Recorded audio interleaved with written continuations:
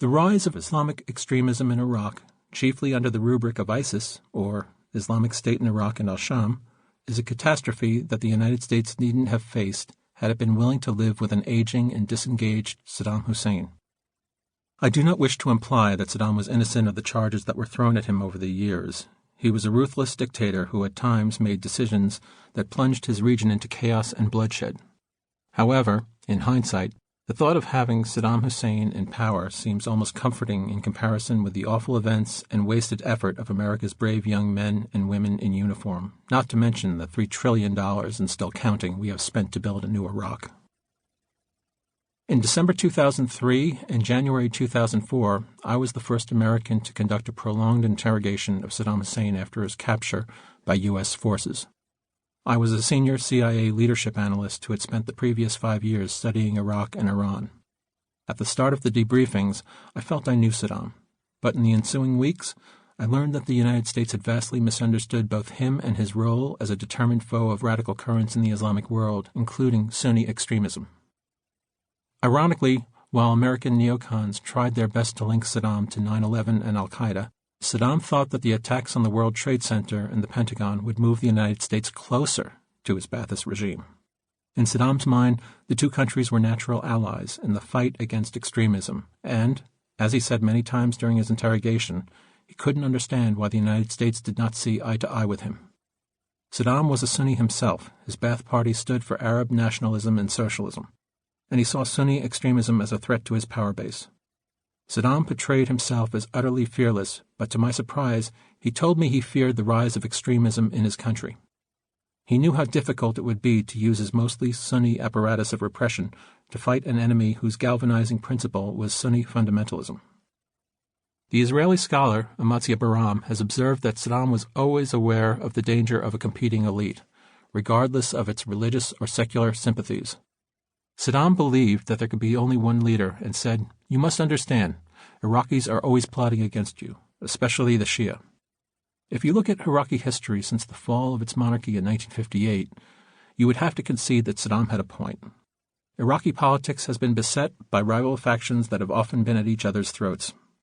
Saddam was often mischaracterized as a non-believer or as someone who used religion clumsily to promote his own political goals. Actually, he was not hostile to religion per se. He just demanded that he be allowed to control whatever religious activity there was in Iraq. Saddam was a believer, but, and this is a crucial distinction, on his own terms. In 1991, after the Gulf War, he brought religion and religious symbols more and more into Iraq's public life.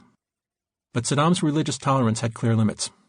As he said to me during his debriefing, I told them that if they wanted to practice their religion, that would be acceptable to me. But they cannot bring the turban into politics. That I will not permit. Saddam was talking about Shiites, although his injunction applied to Sunni fundamentalists too. In this case, he was referring specifically to Shia religious leaders such as Mohammed Bakr al-Sadr and Mohammed Sadiq al-Sadr, who had chosen to oppose Saddam and threatened his regime with a potential Islamic revolution similar to the one that had overthrown the Shah in Iran in 1979. He had both of them killed. One of the most consequential developments of the past 20 years has been the spread of Wahhabist ideology in the Gulf Arab nations. Wahhabism emanates from Saudi Arabia and seeks to return the faithful to a more austere form of Islam similar to what existed during the time of the Prophet Muhammad.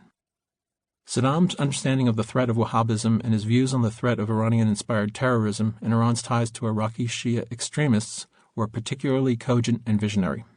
He saw Iraq as the first line of Arab defense against the Persians of Iran and as a Sunni bulwark against its overwhelmingly Shia population. However, by the 1990s, Saddam began to see the spread of Wahhabism into Iraq and began hearing about Wahhabist cells being created in his country. During our debriefing of the Iraqi dictator, Saddam said presciently, "Wahhabism is going to spread in the Arab nation, and probably faster than anyone expects. And the reason why is that people will view Wahhabism as an idea and a struggle. Iraq will be a battlefield for anyone who wants to carry arms against America. And now there is an actual battlefield for a face-to-face confrontation." Saddam's removal created a power vacuum that turned religious differences in Iraq into a sectarian bloodbath. For a time, Shiites turned the other cheek to Abu Musab al-Zarqawi's Sunni-led atrocities, hoping to win power at the ballot box. But as the death toll rose, Shiite militias joined the fight.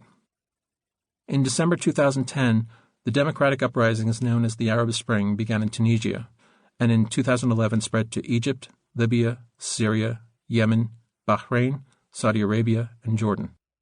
Then came the Arab Winter, with a military coup in Egypt and civil wars in Libya, Yemen, and most consequentially, Syria. The civil war in Syria began in March 2011 when President Bashar al-Assad ordered military crackdowns on protests against his authoritarian regime. At first, the government was opposed by moderate Sunni rebels. They were joined a year later by the Sunni Muslim Brotherhood, which was more militant but nothing close to what we would see with ISIS. Sunnis make up 3/4 of the Syrian population, while Assad's Alawite sect, an offshoot of Shia Islam, represents no more than 10%. By the end of 2013, the conflict had attracted units of al-Qaeda and ISIS fighters, which split in February 2014 over questions of tactics and leadership. ISIS proclaimed its caliphate 5 months later, using videos of beheadings and mass executions, the pornography of violence, to attract thousands of new recruits from the Middle East and the West. The rest is grim history. Hundreds of thousands of dead in Syria, half its population of 17 million displaced, the annexation of large swaths of Iraq and Syria by the ISIS caliphate, and the spread of a multi-sided war that has drawn in the United States, Turkey, the Iranian-backed Shia militia Hezbollah, and, perhaps most significantly, Russia.